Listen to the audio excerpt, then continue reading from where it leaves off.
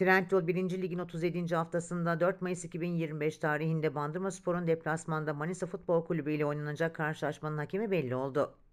Türkiye Futbol Federasyonu 4 Mayıs 2025 Pazar günü oynanacak maçın hakem kadrosunu açıkladı.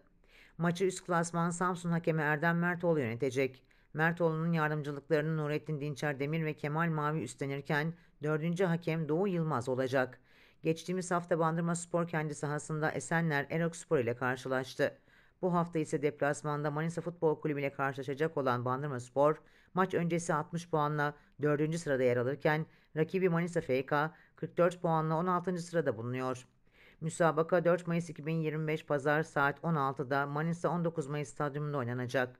Bandırmaspor bu önemli karşılaşma öncesi hazırlıklarını sürdürmeye devam ediyor.